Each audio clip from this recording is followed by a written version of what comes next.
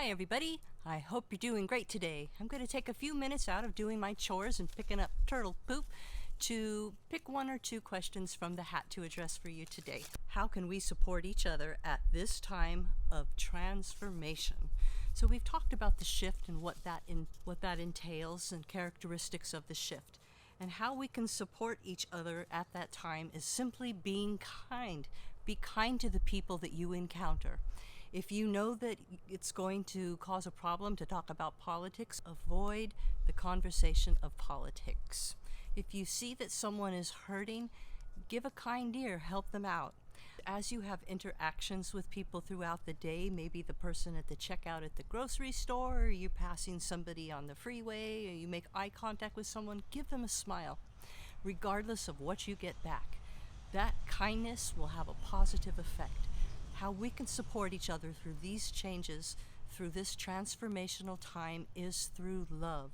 Being aware that we're coming from a place of love. Remember how we've talked about there's two main emotions, there's love and there's fear. Getting through the next several years of the shift and the transformational changes that we're going to experience can be helped, supported, and moved along faster by people being loving and kind to each other. Here's the next question. Is eating meat bad? That's such a personal thing. For some people it is, and for some people it's not. Here's what I mean. My husband really eats meat a lot, and when he doesn't have it, he's not feeling his best. Some people, for dietary reasons, need to eat meat, and their consciousness about what's behind the killing of the animals to give them the meat doesn't play a part. I was a vegetarian for 9 years, but I did eat eggs and fish. But everything else I didn't eat for 9 years, and my reason was because I have a compassion for the animals. I don't like the way they're killed, etc.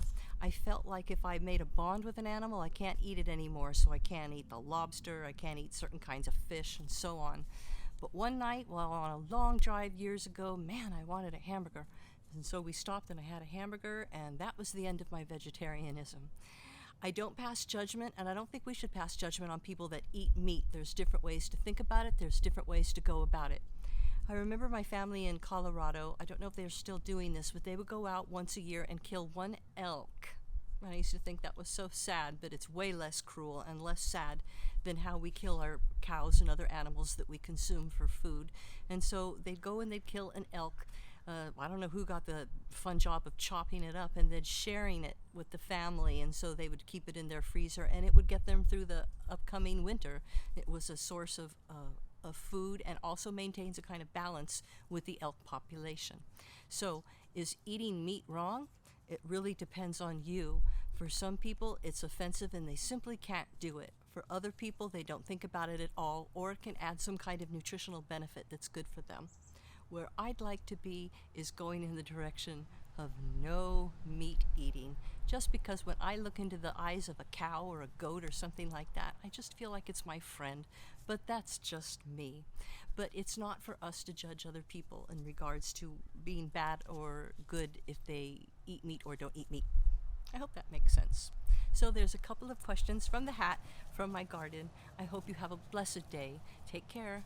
Blessings.